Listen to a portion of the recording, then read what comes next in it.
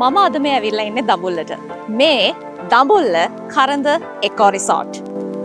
ඉතින් මම අද කරඳ එකෝ රිසෝට් එකට ආවේ රිවිව් වීඩියෝ ෂූට් එකක් කරන්න. ඉතින් මේ වැඩේ මම බාරගත්තේ තාමත් මාසාවෙන්. ඒ මොකද කියලා මම ඔයගලන්ට පස්සේ කියන්න.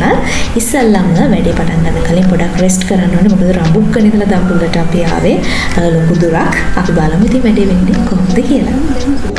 ලන්ච් එක අරගෙන අපේ ඩිස්කෂන් එකට යන්න. මොකද්ද වෙන්නේ අපි කොහොමද මේ වීඩියෝස් ටික ප්ලෑන් කරන්න කියලා.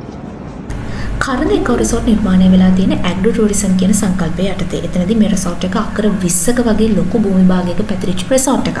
විශේෂයෙන්ම මේ රිසෝට් එකට එන ඔයාට ලක්ෂරි එක්ස්පීරියන්ස් එකක් ගන්නවා වගේම ලංකාවේ සාම්ප්‍රදායික ආහාර රටාව, ගැමි ජීවිතයේ භෝග වගාව මේ කියන බොහෝ දේවල් පිළිබඳව ලොකු දැනුමක් ලබා ගැනීමේ හැකියාව තියෙනවා. ඒ වගේම තමයි විශේෂත්වය මේ දේවල් වලට ඔයාට ප්‍රායෝගිකව දායක වෙලා ඒවා එක්ස්පීරියන්ස් කරන්නත් පුළුවන්. ඉතින් මේ දැන් අපි ඇවිල්ලා ඉන්නේ හවස තේ එකක් බොන්න ගැමි ගෙදරට.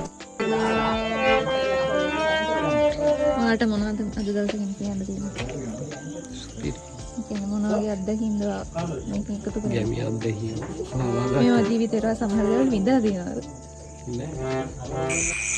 දැන් වෙලාව හරියට 7:00යි අදට වැඩි ඉවරයි. දැන් අපි යනවා අවශ්‍ය කරලාකට පොඩක් රෙස්ට් කරන්න. මොකද හිත අපිට පාන්දරේ ඉඳන් අපි තව ෂූට් එකක් තියෙනවා. හරියට මේ 7:00යි අපි ෆ්‍රෙෂ් එලකිරි කෝප්පයක් දීලා දැන් මෙහාට අවුව නෑ අදත්. අපි දැන් උදේ ෂූට් එක පටන් ගන්න තමයි හදන්නේ.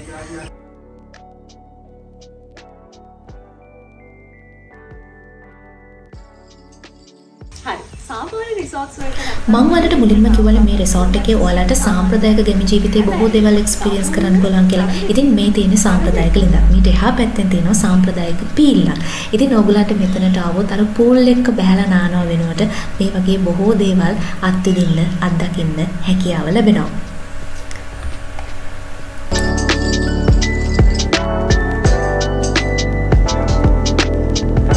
කරඳ එකෝ රිසෝට් වල විශාල භූමි ප්‍රමාණයක් වෙනවානේ. මම මුලින්ම කිව්වා වගේ ඔයගලන්ට භෝග වගාවන් වලට එහෙම නැත්නම් කෘෂිකාර්මික කටයුතු වලට.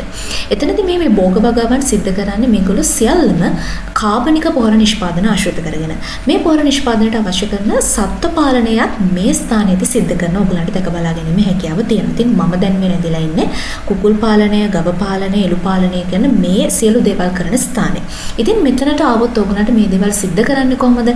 ඒ වගේම මේ සත්තුන්ට ආහාර පාන ලබා දෙන්නේ කොහොමද? මේ දේවල් දැක ගන්න පුළුවන් වගේම ඕගොල්ලන්ටත් මේවට ප්‍රායෝගිකව දායක වෙන්නත් පුළුවන්.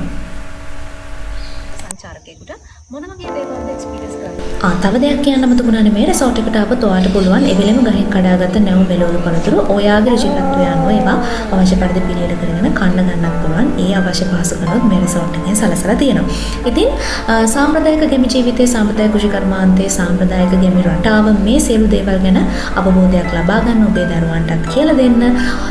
දැන්ම ඔයත් එන්න දඹුල්ල කරඳ එකෝ රිසෝට් එකට. ගිහින් නම් අලුත් වීඩියෝ එකකින් හම්බෙමු.